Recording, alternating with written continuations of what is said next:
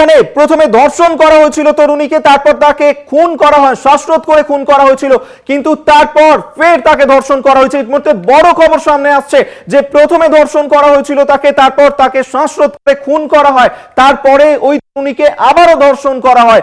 আরজি করের ঘটনায় এই চাঞ্চল্যকর তথ্য এই মুহূর্তে সামনে উঠে আসছে। অভিযুক্ত সঞ্জয় মদ্যপ অবস্থায় ছিলেন তিনি সেই সময়, যেমনটা সূত্র মারফত খবর পাওয়া যাচ্ছে। রাত 11টার সময় হাসপাতালে ঢুকেছিল ওই অভিযুক্ত, মদ খেয়ে বেরিয়ে যায় অভিযুক্ত। ভোর 4টের সময় ফের হাসপাতালে ঢোকে সে, সূত্র মারফত যে খবর পাওয়া যাচ্ছে। এবং তরুণীকে ঘুমন্ত অবস্থাতে ধর্ষণ করা হয়েছে, তাকে খুন করতে শ্বাসরোধ করা হয় এবং তারপর তাকে ফের ধর্ষণ করা হয়েছে, এমনটাই কিন্তু জানা যাচ্ছে। আমরা এই নিয়ে আরো আপডেট নেব। রিয়া মাঝে আমাদের সঙ্গে রয়েছেন প্রতিনিধি। রিয়া, অত্যন্ত বড় ঘটনা এবং এই মুহূর্তে নয়া তথ্য সামনে এসেছে যে ধর্ষণ করে তাকে খুন করা হয়েছে, তাকে তারপর ফের ধর্ষণ করে অভিযুক্ত। কি আপডেট পাচ্ছ? একদমই তোমাকে যে সঞ্জয় রায়, যাকে ইতিমধ্যে গ্রেপ্তার করা হয়েছে, পারভার্ট মেন্টালিটির একজন ব্যক্তি বলে পুলিশের তরফ থেকে জানানো হয়েছে।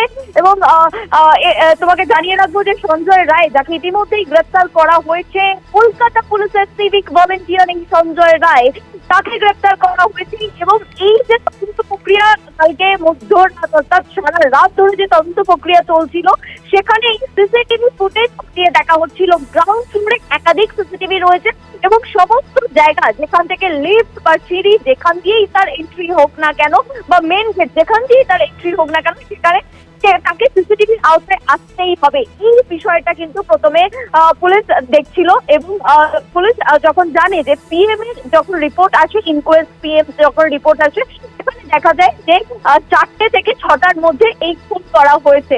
এবং তারপরেই যেটা দেখা যায় যে সেই টাইমিংটাকে ওরা নেয়, পুলিশের তরফ থেকে গ্র্যাব করা হয় এবং সেই টাইমিং ধরেই কিন্তু সিসিটিভি ফুটেজগুলো দেখা হয়। এবং সেখানে একাধিক বহিরাগতর সঙ্গে এই সঞ্জয় রায়কেও সিসিটিভি ফুটেজে দেখা যায়। লিফট নাম্বার 11, আবারও তোমাকে বলছি, লিফট নাম্বার 11, এটা আমি বারবার সকাল থেকে হাইলাইট করছি, সেই লিফট ধরেই উঠেছিল সঞ্জয় রায়।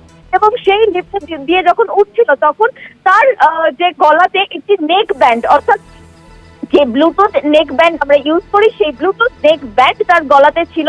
এবং সে যখন এই লিফট দিয়ে উঠছিল, তারপরে সে ফোর্থ যে 4তলা সেখানে যায় এবং সেখানে গিয়ে একাধিক যে ওয়ার্ড ডিপার্টমেন্ট, সেগুলো ক্রস করে সেমিনার হল অব্দি পৌঁছায়। এবং সেমিনার হলে সেই মহিলা, সেই তরুণী, যাকে 3টের সময় অন্যান্য ডাক্তাররা দেখেছিল যে সে ঘুমাচ্ছে, তার সামনে ল্যাপটপ খোলা ছিল, তাকে ঘুমাতে দেখা গিয়েছিল, একটি রেড কালারের ব্ল্যাঙ্কেট মুড়ি দিয়ে তাকে ঘুমাতে দেখা গিয়েছিল। সেই সময় সেই ঘুমস্ত অবস্থাতেই কিন্তু তাকে ধর্ষণ করা হয় এবং ধর্ষণ করার পর ধর্ষণ হয়। এবং সেই সময় ঘুমন্ত অবস্থাতে যখন রিসিভ করার চেষ্টা করে, বেশ অবশ্যই রিয়া, তুমি অবশ্যই এই ঘটনার দিকে নজর রাখো। আপাতত ধন্যবাদ জানাবো তোমাকে, পরবর্তী সময় আবারও আপডেট নেব। রিয়া মাঝে আমাদের সঙ্গে টেলিফোনে ছিলেন প্রতিনিধি।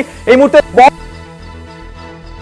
প্রথমে ধর্ষণ, পরে খুন, তারপর ফের তাকে ধর্ষণ করা হয়েছিল।